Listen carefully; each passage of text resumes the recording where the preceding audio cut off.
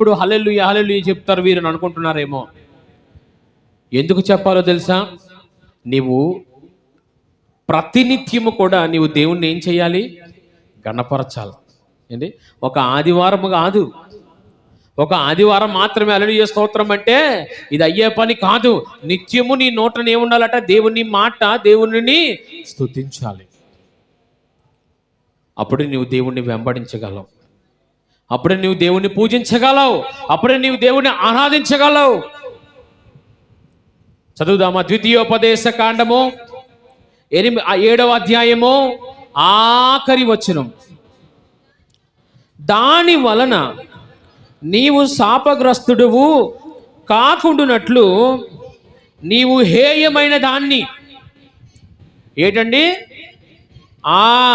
చాలా చాలా చాలా జాగ్రత్తగా మీరు ఆలకించాలి. నీ ఇంటికి తేకుండా అది శాపగ్రస్తమే గనుక దాన్ని పూర్తిగా రోసి దాని యందు బొత్తిగా అసహ్యపడవలెను. హల్లెలూయా హల్లెలూయా. ఇక్కడ మనం చదువుకున్న లేఖనము ఇందులోంచి అనగా ద్వితీయోపదేశ కాండము. చెప్పండి మాట, ద్వితీయోపదేశ కాండము. ఇది ఎవరు రాశారు అంటే దేవుని చేత ఎన్నుకోబడిన మోషే గారు రాసిన మంచి మాటలు. ఈ గ్రంథానికి, ఈ పుస్తకానికి ఉన్న మరొక మాట ఏమిటంటే రెండవసారి దేవుడు ఇస్తున్న మరొక ఆజ్ఞలు. ఏంటి? మొదటిగా దేవుడు ఇచ్చిన ఆజ్ఞలు ఏమిటట? 10 ఆజ్ఞలు. ఏంటి? మనము చూసుకున్నట్లయితే ఈటట దేవుడు ఏం చెప్తున్నాడు? మొదటిగా 10 ఆజ్ఞలను ఇచ్చాను నేను ఈ యొక్క ఇశ్రాయేలుకు, వారు దాన్ని పాటించలేకపోయారు. అనేకులు చచ్చిపోయారు, అనేకులు రాలిపోయారు మార్గంలో అని మోషే మళ్ళీ ఏం చేస్తున్నాడంటే రాలిపోయిన వారిని, ఊడిపోయిన వారు అందరూ వెనకకు వెళ్ళిపోయారట, మట్టిలో కలిసిపోయారట. మరలా నూతనంగా పుట్టి నూతనంగా అప్పటికే ఈ మాటలు చెప్పే సమయానికి మోషే గారికి 120 సంవత్సరాలు పైబడే. ఎన్ని సంవత్సరాలు? ఇప్పుడు మనకి ఎన్ని సంవత్సరాలు ఉన్నాయి? మహా అయితే 70 కూడా బతకడానికి చాలా కష్టం. 120 సంవత్సరాలు ఏండ్లు కలిగిన మోషే మరలా ఇశ్రాయేలు ప్రజలకు అనగా గతించిపోయిన తమ పితరుల కొరకు కాకుండా వారి నుంచి వచ్చిన సంతానముకు చెప్పుతున్న మాట అనగా ద్వితీయోపదేశ కాండము అనగా రెండవసారి. ఏంటి? రెండవసారి బోధన చేయడం. ఎవరికి? ఐగుప్తు ప్రాంతం నుండి వచ్చిన ఇశ్రాయేలు ప్రజలు రాలిపోయారు. దేవుని మీద సనిగి, దేవుని మీద వారు వ్యతిరేకించినందున అనేకులు రాలిపోయారట. తిరిగి మరలా ఇప్పుడు ఉన్న ఈ యొక్క జనరేషన్ మోషే గారు చెప్తున్న మాట, ఇదిగో మీకు దేవుడు ఒక భూభాగం ఇవ్వబోతున్నాడు, అదే వాగ్దాన దేశము. ఆ వాగ్దాన దేశము కొరకే మీ పితరులు బయలుదేరారు. ఎక్కడి నుంచి? ఐగుప్తు ప్రాంతము నుండి. మీ పితరుడైన అబ్రహాము, ఇస్సాకు, యాకోబులకు దేవుడిచ్చిన వాగ్దానం ఏమిటంటే మీకంటూ ఒక వాగ్దాన దేశము, వాగ్దాన భూమి ఉన్నది. మీకు ఐగుప్తులో ఉండుటకు కాదు, మీకంటూ ఒక భూభాగం ఇచ్చాను నేను, మీరందరూ వెళ్ళి అక్కడ నివాసము చేయండి. కానీ అక్కడ మరొక తెగవారు ఉన్నారు, కొన్ని తెగలు ఉన్నాయి, అవి దేవునికి ఇష్టము లేని తెగలు అయినందున వారందరూ కూడా శాపగ్రస్తులు, వారందరూ కూడా అక్కడి నుండి పోతారు. గనుక మీరు ఆ వాగ్దాన దేశము కొరకు కనిపెట్టుకొని ఉండండి అని మోషే గారి ద్వారా దేవుడు ఇశ్రాయేలు ప్రజలకు వాగ్దానం చేశాడు. కానీ జాగ్రత్తగా వినండి, కానీ వాగ్దానం చేసిన వాడు నమ్మదగిన వాడు, కానీ వాగ్దానము పొందుకున్న వారు నమ్మదగిన వారు కాదు. దేవుడు ఏం చెప్తాడు? నేను నిన్ను మరచిపోను, శ్రమలో నీకు తోడై ఉన్నాను. గత 2025లో ఎంతమంది వాగ్దానాలు తీసుకున్నారు? నేను తీసుకోనండి ఎప్పుడు వాగ్దానం. ఎందుకో తెలుసా? జాగ్రత్తగా వినండి. ఎందుకో తెలుసా నేను తీసుకోను? దేవుడు నాకు ప్రతిరోజు వాగ్దానం ఇస్తూనే ఉన్నాడు.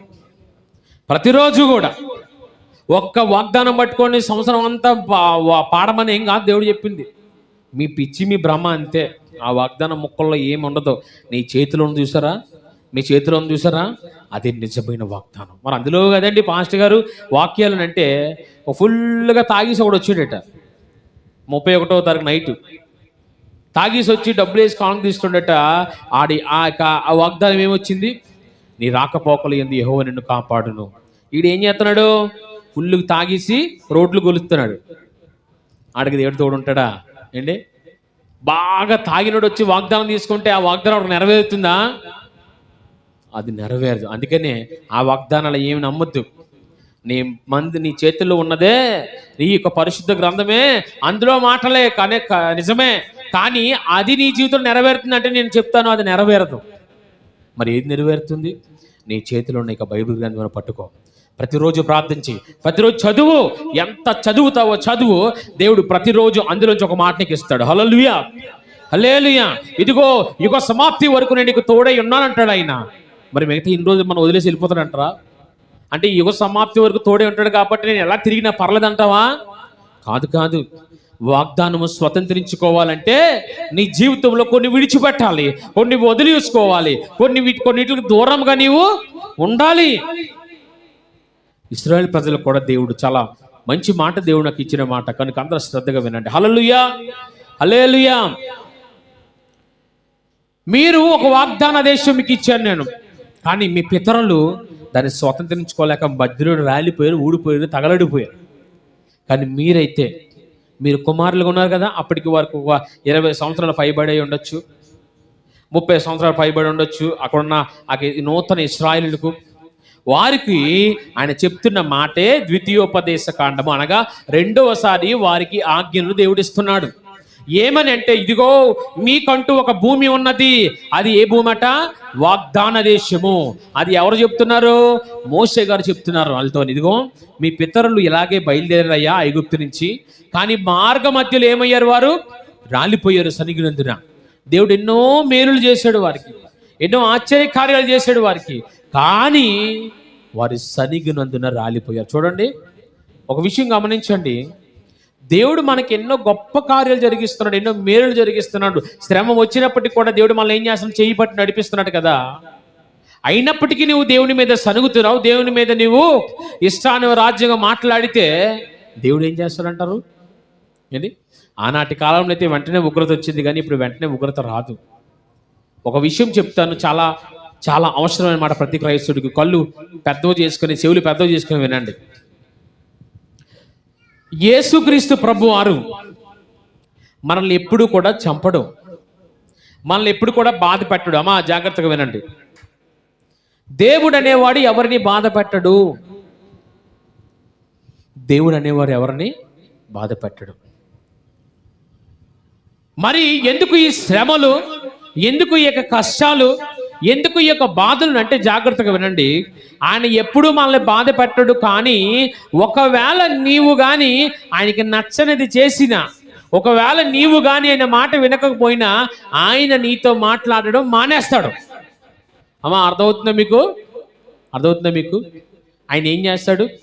నీవు ఆయనకి ఇష్టపూర్వకంగా ఉండకుండా నీ ఇష్టారాజ్యముగా తిరుగుతూ, ఇష్టారాజ్యంగా బ్రతుకుతూ, దేవునికి చెందవలసిన మహిమను నువ్వు ఎవరికో ఇస్తూ ఇష్టానుసారంగా బ్రతికితే దేవుడు ఏం చేస్తాడు? నీకు వెంటనే శాపం వచ్చేద్దా అంటే రాదండి.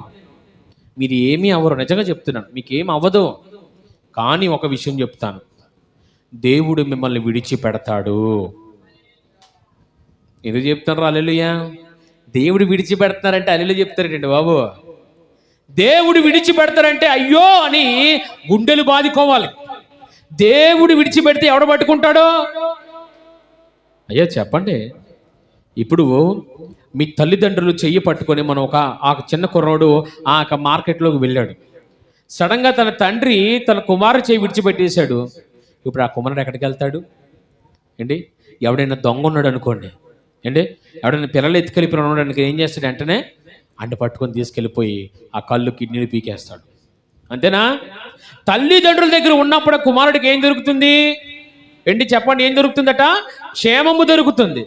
ఒక్కసారి ఆ తండ్రి తన కుమారుని చెయ్యి విడిచిపెడితే ఆ యొక్క జనసంద్రములో ఆ కుమారుణ్ణి ఎవరు పట్టుకుంటారట?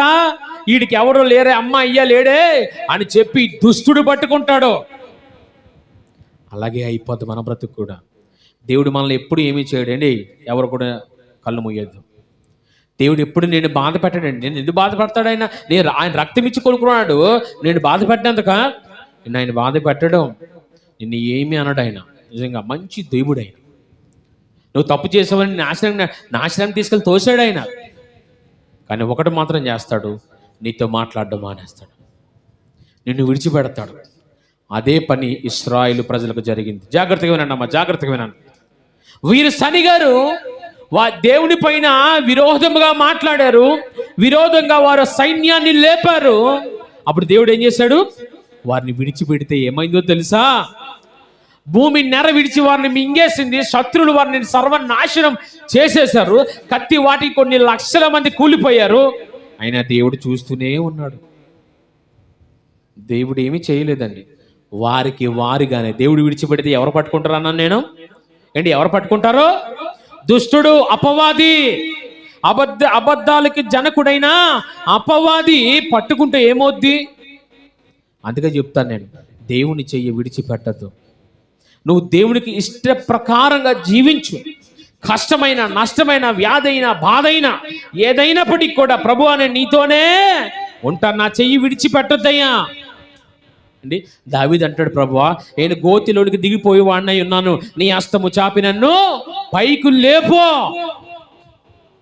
ఈరోజు దేవుడు చెప్తున్న మాట, నీ పాట కాదు, నీ ఆరాధన కాదు, నీ వాక్యము కాదు, నీ యొక్క దశంభాగాలు కాదు, నీ కానుకలు కాదు ఆయన అడుగుతున్నది. నీవు ఆయన మాట విను, ఆయన మాట విని ఆయనకు లోబడి జీవించు అండి. కానుకలు తెచ్చినంత మాత్రాన దేవుడు ఇష్టపడతాడా? నీ దశంభాగాలు తెచ్చినంత మాత్రాన దేవుడు ఇష్టపడతాడా? లేకపోతే నీ దశంభాగాలు బట్టి పాస్టర్ సంతోషించవచ్చు, నీ దశంభాగాలు బట్టి పాస్టర్ ఆనందించవచ్చు. ఒకవేళ నీ కానుకలు బట్టి నువ్వు తెచ్చే ఈ ఆహారమైనప్పటికీ ఏదైనప్పటికీ కూడా పాస్టర్ సంతోషంగా ఉంటాడు, కానీ దేవుడు సంతోషంగా ఉండడు. నీ జీవితం బట్టి నువ్వు ఎదుగుతున్న ఆ యొక్క పద్ధతిని బట్టి దేవుడు సంతోషించాలి. ఈ యొక్క సమయము, ఈ యొక్క ప్రాంతము నా కుమారుడికి సంబంధించింది కనుక నేను తడువు చేయకుండా నేరుగా నా కుమారు యొద్దకు వెళ్ళిపోతానని దేవుడు అనుకోవాలండి. చల్లటి వేళలో ఎవరు వచ్చేవారట? ఆదాము దగ్గరికి దేవుడే దిగిపోయేవాడు. కానీ ఒకనొక సమయంలో దేవుడు ఏం చేశాడు? వీరి చేసిన అవిధేయత వలన దేవుడు విడిచిపెట్టాడు. దేవుడు విడిచిపెట్టినప్పుడు ఎక్కడికి పోయారండి వారు? శ్రమ వారిని వెంటాడిందండి. అందుకే చెప్తాను నేను, నెత్తి నీరు బాదుకుంటాను. దేవునికి కోపం పుట్టించొద్దు. దేవుడు మిమ్మల్ని ఏమి అనడు, మిమ్మల్ని ఏమి నరకానికి కానీ పాపానికి కానీ లేకపోతే మిమ్మల్ని చచ్చిపోవడానికి కానీ ఏమి ఆయన అప్పచెప్పడు. కానీ ఆయన చెయ్యి విడిచిపెడతాడు. ఆయన చెయ్యి విడిచిపెడితే ఎవరు పట్టుకుంటారు అమ్మా? ఎవరు పట్టుకుంటారు? అలాగే అయిపోయింది ఇక్కడ ఇశ్రాయేలు పరిస్థితి. ఆ జనాంగాన్ని దేవుడు ఎన్నుకొని, ఇదిగో మీరు నా సొత్తు వారు, మీరు నా సొత్తు అయిన ప్రజలు, నేను మిమ్మల్ని ఎన్నుకున్నాను అని దేవుడు ఎంతగానో సంతోషపడ్డాడు. కానీ వారు తిండి కోసం, దేని కొరకండి? ఆ యొక్క ఏదెను తోటలో ఒక పండు కోసం వారు ఏం చేశారు? తమ జీవితాన్ని సాతానుగా అప్పచెప్పేశారు. ఆ యొక్క యాకోబు అన్న యాషావు ఏం చేశాడు? ఆ ఒక్క పూట కూటి కోసం ఏం చేశాడు? తన జ్యేష్ఠత్వాన్ని అమ్మేసుకున్నాడు అండి. ఒక్క పూట కూటి కోసం, తిండి కోసం భ్రష్టత్వానికి లోనైపోయాడు ఆయన. ఏంటి, దేని కొరకు? ఒక పూట తిండి కోసం. చాలా మంది ఈరోజు ఏం చేస్తున్నారు? తిండిని విడిచిపెట్టలేకపోతున్నారు. భయంకరంగా ఒక పాపం ఏదైనా ఉన్నదంటే మొట్టమొదటిగా అది తిండే. మిమ్మల్ని తినొద్దని చెప్పడం లేదు, మంచిగా తినండి, కానీ దేవునిని మరిపించే అంత తిండి మన జీవితంలో ఉండకూడదు. స్తోత్రం, హల్లెలూయా, హల్లెలూయా. ఆ తిండి వలన దేవుని మనిషిని గారు, హై మాకెప్పుడు ఇక మన్నా అయినా ఎప్పుడు ఇదేనా, ఇది ఏం తింటావు, నోరు సబ్బబడిపోయిందని దేవుని మనిషి గారు వారు ఇంకేం చేశారండి? మాకు మాంసం లేదు. ఐగుప్తు ప్రాంతంలో అయితే మాకేముండేవి? వారు మమ్మల్ని కష్టపెట్టినా మాకు మంచి భోజనం పెట్టేవారు.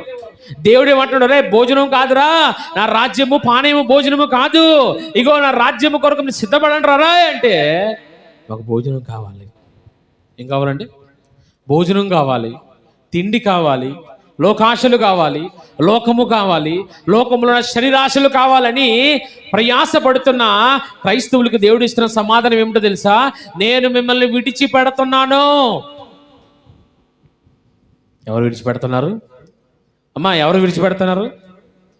దేవుడు విడిచిపెడితే వాగ్దానం రద్దయిపోతే. అమ్మా అర్థమవుతుందా మీకు తల్లి? అయ్యా, దేవుడు విడిచిపెడితే నీకున్న వాగ్దానం ఏమవుద్దట? రద్దయిపోద్ది. ఆ వాగ్దానం వేరొకరికి వెళ్ళిపోతుంది. దేవుడు నీకు ఏం చేశాడు? ఎన్ని వాగ్దానాలు చేశాడంటే దేవుడు, చెప్పండి. దేవుడు నాకు ఎన్నో వాగ్దానాలు చేశాడు అన్నవారి చేతులు పైకెత్తండి. మరి ఏదైనా వాగ్దానం నీ జీవితంలో నెరవేరిందా? నెరవేరితే స్తోత్రం, మీరు నిజంగా ధన్యులు. హల్లెలూయా, హల్లెలూయా. మరి కొన్ని నెరవేరలేదంటే కారణం ఏమిటంటారు? నేను ఇంకా దేవుడికి ఇష్టడుగా లేనేమో ప్రభువా, నేను ఇంకా నా జీవితంలో శాపగ్రస్తమైనవి ఏదైతే ఉన్నదో. దేవుడు ఏమంటున్నాడండి?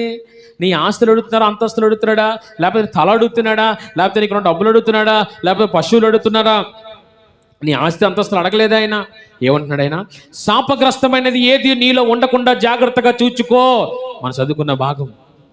ఏది కూడా శాపగ్రస్తమైనది నీ ఇంటిలోనికి రానివ్వకో. మోషే గారు ఎంతో ఖచ్చితంగా చెప్తున్నాడు ఆయన. మీరు ఒక వాగ్దాన దేశంకు వెళ్ళబోతున్నారు. ఆ కానాను దేశము పాలు తేనెలు ప్రవహించే దేశంకు మీరు వెళ్ళబోతున్నారు. అయితే మీరు ఇలాగ ఉండిగానే వెళ్తే, ఇలాగ మీరు అన్య స్త్రీలను పెళ్లిళ్ళు చేసుకుంటూ వారితో మీరు ఇష్టారాజ్యంగా తిరుగుతూ మీ పితరులు చేసినట్టే మీరు కూడా చేస్తే ఆ వాగ్దాన దేశముకు మీరు వెళ్ళలేరయ్యా, మీరు మధ్యలో రాలిపోతారు. మోషే తన చివరి దినాలలో చెప్తున్న మాట, అయ్యా జాగ్రత్త, దేవుడి మాట ఆలకించకుండా అపవాదిగాడు మీ మీద రాజ్యం ఏలుతున్నాడేమో, జాగ్రత్త చూసుకోండి. దేవుడిచ్చిన వాగ్దానం ఏమిటి? నా ప్రజలు ఆ వాగ్దాన భూమిలో ఉండాలి, విస్తరించాలి, ఇసుక రేణుల కంటే ఎక్కువగా నేను మిమ్మల్ని ఆశీర్వదించబోతున్నానని దేవుడి వాగ్దానం. కానీ వాగ్దానాన్ని స్వతంత్రించుకోలేని ఈ యొక్క ఇశ్రాయేలు ప్రజలు ఏమయ్యారట? మధ్యలోనే రాలిపోయారు. మనం ఏం నేర్చుకోవాలి దాన్ని బట్టి అండి? ఏం నేర్చుకోవాలి మనం కూడా వాళ్ళకి రాలిపోవాలా? కాదు కాదు కాదు. మనం ఏం చేయాలటండి? ప్రభువా, నీవు ఒక వాగ్దానం చేసావు నాకు. ఏ వాగ్దానము? ఇదిగో నేను జీవితంలో ఈ కార్యము జరిగిస్తాను, లేదా నీకు రక్షణనిస్తాను, లేదా నీకు మారు మనసు ఇస్తాను, నీకు పరలోకములకు చేరుస్తానన్న వాగ్దానం దేవుడు నీకు ఇచ్చాడు. అంటే ఇచ్చాడా లేదండి? ఏంటి ఇచ్చాడా లేదా? యేసుక్రీస్తు ప్రభు ఒక గొప్ప మంచి వాగ్దానం ఇచ్చాడు. ఏంటో చెప్పనా మీకు? ఏంటి చెప్పనా? శిష్యులకి ఒక మాట చెప్పాడు ఆయన. ఏమిటో తెలుసా? మీరు సర్వలోకానికి వెళ్ళి సర్వ సృష్టికి ఏం చేయండి? సువార్తను ప్రకటించి యేసుక్రీస్తు నామములు, అనగా తండ్రి, కుమార, పరిశుద్ధాత్మ నామములో వారికి ఏమి ఇవ్వాలి? మీరు బాప్తిజం ఇవ్వాలి. మీరు ఇదిగో వారికి పరిశుద్ధాత్మ అనే వరం వారికి దొరుకుతుంది. ఇది వాగ్దానం అండి. ఇది ఏమిటట? వాగ్దానము.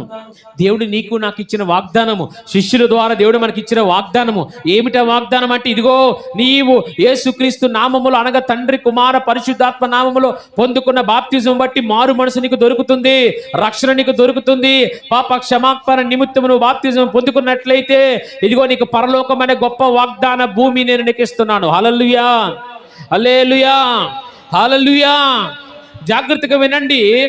ఈ అంత్యకాలంలో మనం ఉంటున్న సందర్భంలో ఒక యుద్ధము జరగబోతుందట.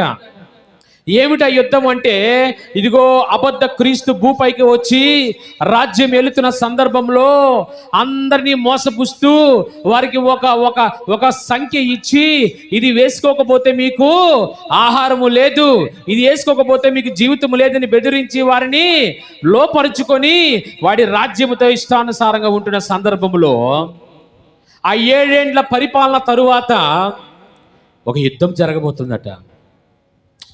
ఆ యొక్క యుద్ధం ఏమిటంటే అదే చివరి యుద్ధం. ఆ యుద్ధము ఎవరితోనంటే స్వయాన యేసుక్రీస్తు ప్రభు వారితో ఈ యొక్క అబద్ధ క్రీస్తు యుద్ధము చేస్తాడట. ఈ యొక్క అబద్ధ క్రీస్తు దేవునితో యుద్ధము చేసినప్పుడు యేసయ్య వెనకాల కూడా గొప్ప సైన్యం ఉంటుందట. అబద్ధ క్రీస్తు వెనకాల కూడా చాలా మంది సైన్యం ఉంటారట. ప్రపంచం అంతా ఏకమైపోతారట. యేసయ్య వెనకాల మాత్రం సైన్యం ఉంటారంట. వారు ఎవరో తెలుసా? పరిశుద్ధులు. ఎవరండి వారు? వారు ఎవరు చెప్పండి? మరి ఎక్కడి నుంచి వచ్చేది పరిశుద్ధులు? పరలోకం నుండి దిగలేదు. ఆ పరిశుద్ధుడు నీవు, నేనే. హల్లెలూయా, హల్లెలూయా. ఎప్పుడు పరిశుద్ధులుగా తీర్చబడతావు నీవు? ఆ వాగ్దానం పొందుకున్నప్పుడే. ఏమిటా వాగ్దానం? ఇదిగో నీకు పరిశుద్ధాత్మ అనే వాగ్దానం నేను నీకు ఇస్తున్నాను. ఏం వాగ్దానం చేసినట్టు దేవుడు? ఏంటి ఆ యొక్క అపోస్తలులకి ఆ యొక్క శిష్యులకు వాగ్దానం చేశాడు, ఇదిగో మీరు యెరూషలేమును విడిచిపెట్టకుండా ఇదిగో మీరు ఏం చేయాలి, 10 దినాలు కనిపెట్టండి, మీరు నేను మీకు వాగ్దానము చేసిన రీతిగానే ఒక ఆత్మను పంపించబోతున్నాను, ఆయనే పరిశుద్ధాత్ముడు. ఆ వాగ్దానము మీకును మీ కుటుంబములకు సర్వ లోకమునకు చాలా మేలుకరమైనది. ఆయనే వచ్చి మిమ్మల్ని సత్యము నుండి సర్వ సత్యము నుండి మిమ్మల్ని ఏం చేస్తాడు, ఆయన నడిపిస్తాడు. హల్లెలూయా, హల్లెలూయా. వారి శిష్యులు కనుక కనిపెట్టకపోయి ఉంటే ఆ వాగ్దానం వారికి పొందుకోలేకపోదురు. ఇక్కడ మనం చదువుకున్న లేఖన భాగం ద్వితీయోపదేశ కాండములు 7వ అధ్యాయం 29వ వచనంలో ఆ మాట మనం చదువుకున్నట్లయితే, శాపగ్రస్తమైనది ఏది నీ ఇంటిలోనికి కానీ, మా చదువుదాం ఒకసారి, చదవండి ఒకసారి బిగ్గరగా. 7వ అధ్యాయం 26వ వచనం, క్షమించాలి. దానివల్ల నీవు శాపగ్రస్తుడు కాకుండానట్లు నీవు హేయమైన దాన్ని నీ ఇంటికి తేకూడదు. అది శాపగ్రస్తమే గనుక దాన్ని పూర్తిగా రోసి దాని యందు బొత్తిగా అసహ్యపడవలను. దానివలన అంటే ఏమిటి? దానివల్ల నీవు శాపగ్రస్తుడు అవ్వకూడదంటే నీ పితరుల వలె నీవు కూడా శాపగ్రస్తుడిగా అవ్వకుండా ఉండాలి అంటే నువ్వేం చేయాలో తెలుసా? అసహ్యకరమైనది నీలో ఉండకూడదు, శాపగ్రస్తమైనది నీలో ఉండకూడదు, దేవునికి ఇష్టం లేనిది నీలో ఉండకూడదు. ఉంటే ఏమవుద్ది చెప్పాలి? ఏమవుద్ది? దేవుడు మనం చంపేస్తాడా? అదే, ఆయన విడిచిపెడతాడు. ఆయన విడిచిపెడితే ఎవరు అట్టుకుంటారు? అది ఆయన విడిచిపెట్టాడు అనుకోండి, దొంగ, ఆ దొంగ వచ్చి మనల్ని పట్టుకుంటాడు. చూడండి, ఇక్కడ చిన్నపిల్లలు మొదలుకొని పెద్దలకు ఒక విషయం చెప్తాను, జాగ్రత్త వినండి.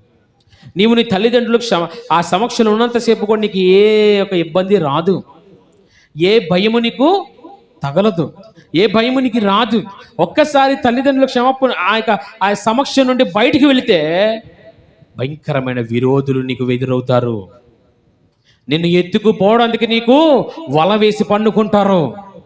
ఎలాగైనా సరే నిన్ను లోపరుచుకోవాలని, ఎలాగైనా సరే నిన్ను ఈడ్చుకెళ్ళి ఏంటి గద్ద ఏం చేస్తుందండి? ఆ కోడి పిల్లలను పట్టుకెళ్ళి ముద్దాడుతుందా ఏంటి?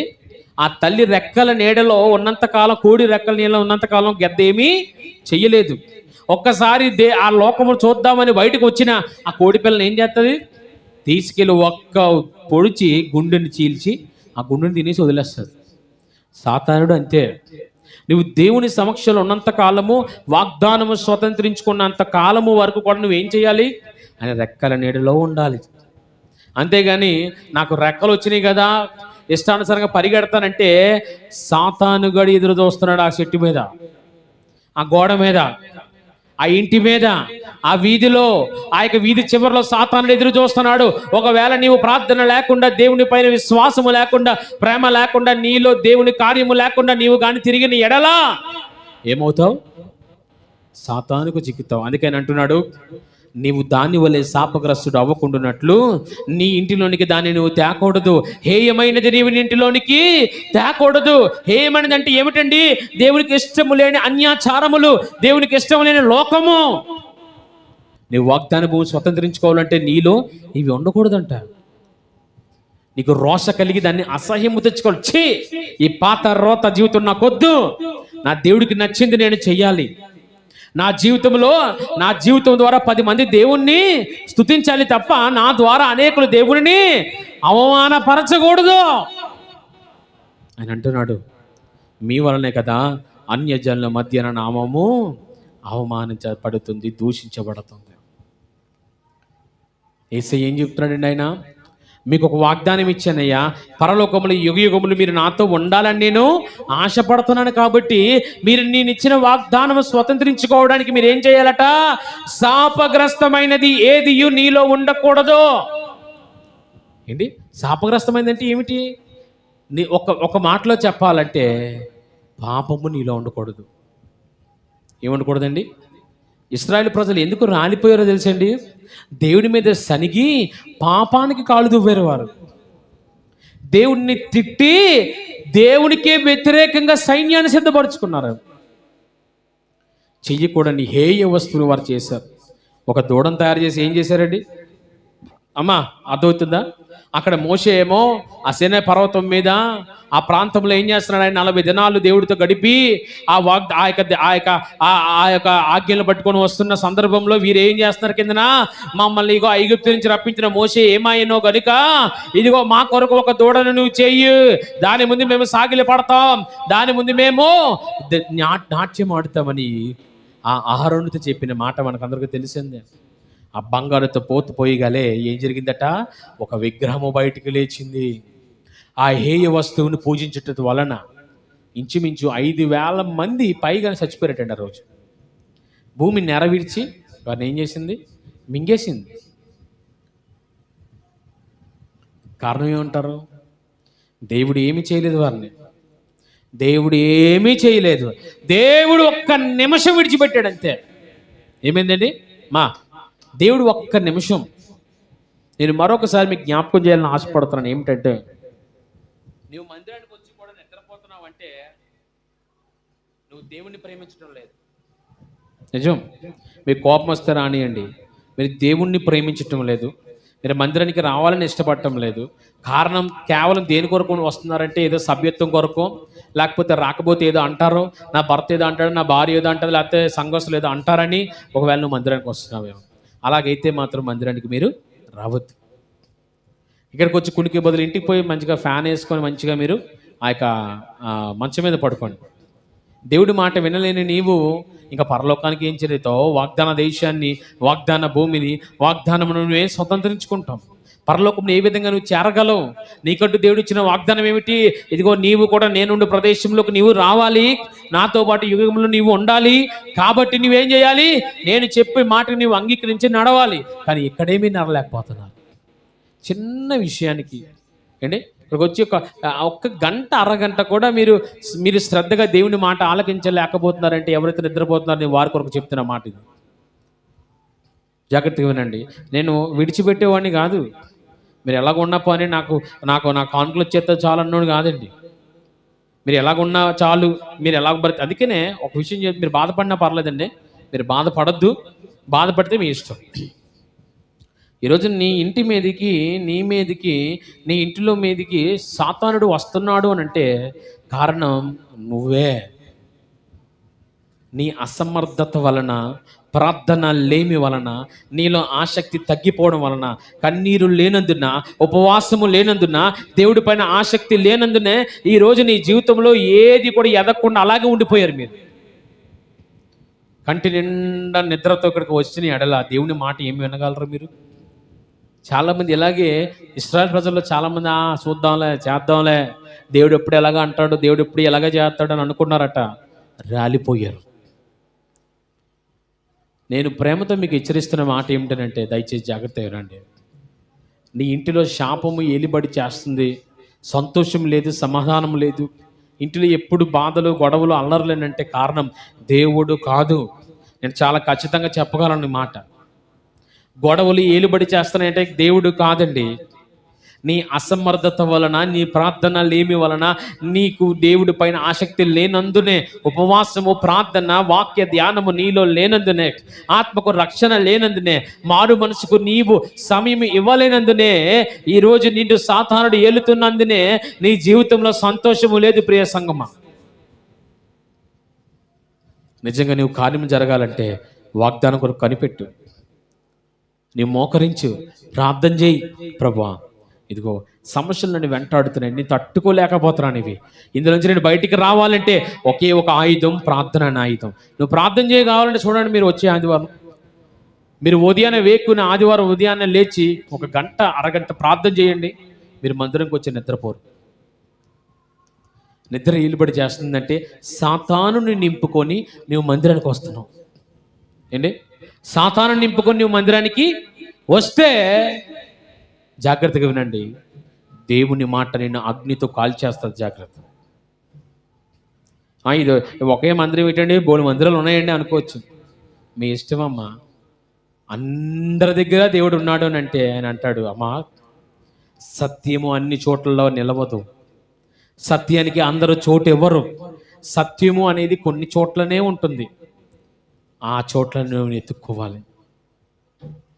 వాక్యంలోనికి వద్దాం. వాగ్దానం చేసిన వాడు నమ్మదగిన వాడు. ఆయన మనల్ని పిలిచాడు కాబట్టి ఆయన మనల్ని నడిపిస్తాడు, నిజమే. కానీ నువ్వు దేవునికి హేయమైనది నీ ఇంటిలో ఉంటే, అక్కడ ఏం రాస్తుందండి? హేయమైనది నీ ఇంటిలోనికి రానివ్వకూడదు. హేయమైందంటే ఏమిటి? దేవుడికి హేయమైనది ఏమిటో తెలుసా? విగ్రహారాధన, అన్యాచరములు, లోక సంబంధమైన విషయాలు, లోక సంబంధమైన ఆచారములను నీ ఇంటిలోనికి కానీ నీ ఒంటిలోనికి కానీ నీవు తేకూడదు. ఓ పెళ్ళికి నన్ను పిలిచారు. పిలిచినప్పుడు ఆ పెళ్ళికి నేను వాక్యం బోధించాలి. నేను ముందుగా వారిని ఒక మాట అడిగాను, ఏమిటంటే మీరు తాళి కడతారా అని అడిగాను. మరి భారతదేశ సాంప్రదాయం ప్రకారం కట్టాలి కదా అని అంటే, అన్న నేను రాను పెళ్ళికి అన్నాను. నేను రాను పెళ్ళికి, ఎందుకంటే నువ్వు ఎవరి సాంప్రదాయం పాటించాలి? భారతదేశ సాంప్రదాయమా అండి? భారతదేశ పౌరుని నేను గర్వంగా చెప్పుకోవాలి. భారతదేశ సాంప్రదాయాలు పాటించేవాడు నువ్వెవడివి, నేనెవడిని? నువ్వు ఎవరిని ఫాలో అవ్వాలి? క్రీస్తుని ఫాలో అవ్వాలి. నీ దేశాన్ని గణపరచాలి. ఒకటి చెప్పేసాను, నేను రాను. మీరు అక్కడ హేయ కార్యాలు జరిగిస్తారు కనుక అది నాకు నచ్చదు, నా తండ్రికి నచ్చదు, కాబట్టి నేను రాను. డబ్బులు ఎక్కువ ఇస్తామండి అన్న. ఏమన్నారు? డబ్బులు ఎక్కువ ఇస్తారట వాక్యం చెప్పినందుకు. నీ డబ్బులు వద్దనుకోనే కదా నేను అన్నీ విడిచిపెట్టి, ఎన్నో అవకాశాలు వచ్చినా అవన్నీ విడిచిపెట్టి నేను దేవుని కొరకు ప్రయాసపడుతున్నాను ఈ కొద్ది మందతో. అదే డబ్బు కోరుకుంటే ఈరోజు నా ముందు ఒక 2-3 కార్లు ఉండొచ్చు, పెద్ద బిల్డింగ్లు ఉండొచ్చు, కానీ ఏసై ఉండడు. ఏసై ఉండడు. డబ్బున్న చోట ఏసై ఉండడు, ఏసై ఉన్న చోట డబ్బు ఉండదు. శిష్యులు మాట్లాడగలట, ఏమని తెలుసా? బోధకుడా, నేను నిన్ను వెంబడిస్తున్నాను కదా, మరి మాకేమి దొరుకుతుంది? ఏంటంటే, మరి నిన్ను వెంబడిస్తున్నాం, నీవే సర్వస్వం అని అన్ని విడిచిపెట్టి వచ్చేసాం, మరి మాకేం దొరుకుతుంది అంటే యేసయ్య ఏం చెప్పాలి?